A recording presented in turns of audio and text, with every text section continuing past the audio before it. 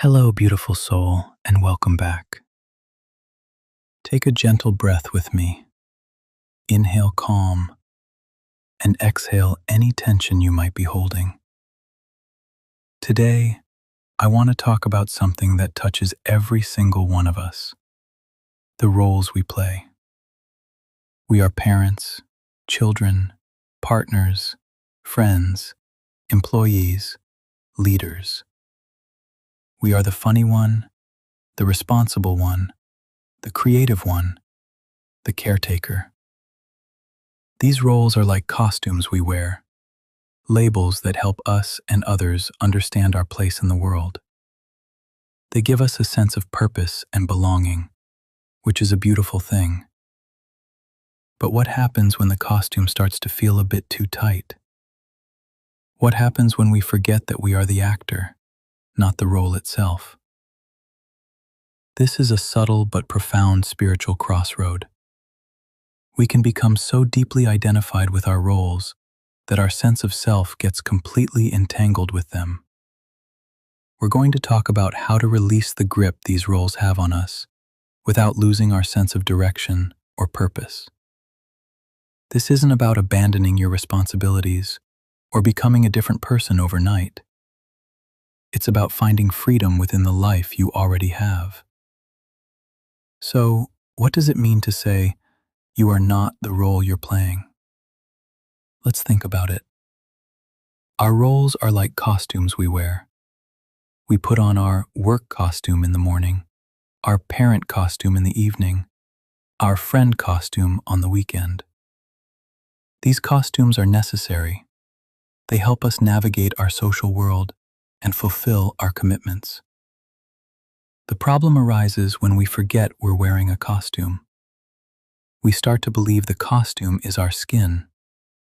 We identify so strongly with the role that our self-worth becomes tied to how well we perform it. If we have a bad day at work, we feel like a failure as a person. If our kids are having a tough time, we feel like a terrible parent. This fusion of self and role is the source of so much anxiety and burnout. The spiritual insight here is beautifully simple. You are the actor, not the character. You are the conscious awareness that is experiencing the role.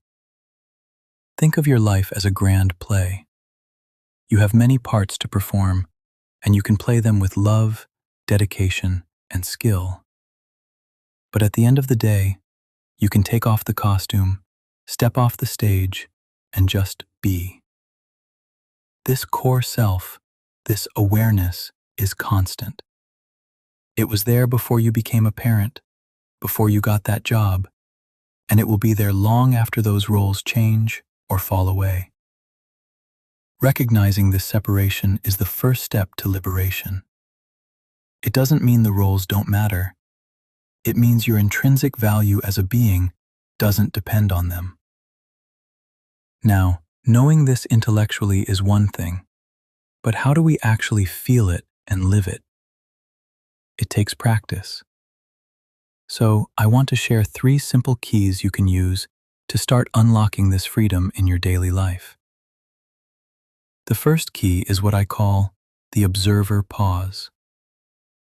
Throughout your day, especially when you feel stressed or overwhelmed by a role, take a moment to pause. You can do this anywhere, anytime. In the middle of a chaotic meeting, while making dinner, even while talking to someone. Just for a few seconds, mentally take a step back and simply observe. Notice the situation. Notice the thoughts running through your mind. Notice the emotions in your body.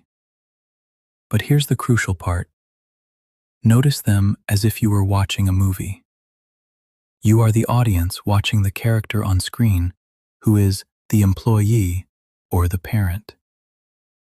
You might say to yourself silently, "Ah, there's the feeling of frustration." Or, "Interesting, there's the thought that I'm not doing enough." By simply observing without judgment, you create a tiny sliver of space between you and the role. This space is where your freedom lies. Do this 5 or 6 times a day. It doesn't have to be long, just a quick 10-second check-in with the observer within you. The second key is to collect your you moments. These are moments throughout your day where you're not performing for anyone. You're not trying to be a good anything. You're just being you.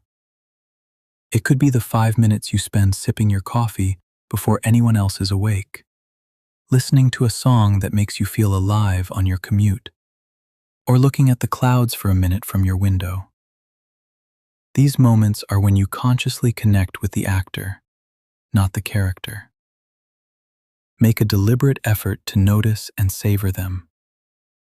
This practice helps you build a stronger connection to your core self, reminding you that your existence is rich and meaningful outside of the roles you play. It's about nourishing the person who wears the costumes, so they don't get lost in the performance. The third key is leading with core values. When you feel like you're losing direction, it's often because you're being guided by the expectations of your roles, not your own inner compass. I invite you to take some time, maybe this weekend, to reflect on what your core values are. Not the values of your company or what society says a good parent should value, but your values. What truly matters to you at your core? Is it kindness, creativity, authenticity, freedom, adventure? Pick 3 to 5 core values that deeply resonate with you. Write them down. Now here's the practice. When you have a decision to make, big or small, ask yourself, which choice aligns best with my core values? Instead of asking, what would a good manager do? Ask, how can I bring my value of kindness into this management situation? This shifts your focus from role-based performance to value-based living. You're still fulfilling your responsibilities, but you're doing it from a place of authenticity. Your direction comes from within, from your own true north, rather than from the shifting demands of external roles. When you start practicing this, you'll notice a beautiful shift. The pressure begins to ease. You'll find you can handle challenges in your roles with more grace and less personal turmoil, because your self-worth isn't on the line. You can be a dedicated employee and still feel whole, even if a project doesn't go perfectly. You can be a loving parent and know that you are still a good person, even on the days when you feel you've fallen short. You bring more of your true, radiant self into every role you play, which paradoxically makes you even better at them, because you're acting from a place of fullness, not a place of fear or obligation. You start to find joy and meaning not just in the big achievements, but in the simple act of being present in your own life. I want to leave you with this reassurance. This path of unidentifying with your roles can feel a little scary at first.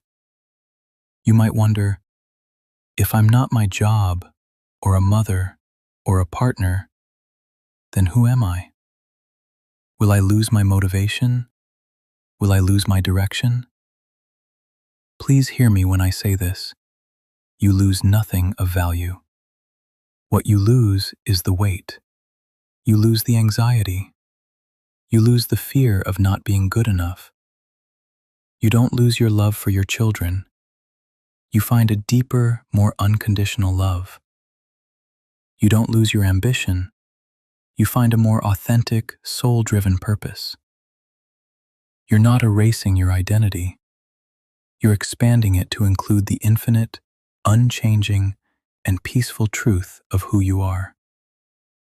You are the calm at the center of the storm, the sky that holds all the clouds, the deep ocean beneath all the waves.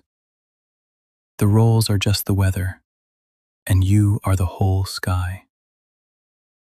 Thank you for spending this time with me today.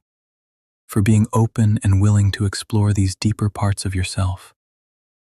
It takes courage, and you are doing it. Be gentle with yourself on this journey. If you found this helpful, please consider liking this video and subscribing for more content to support you on your path. Remember, you are so much more than you think you are.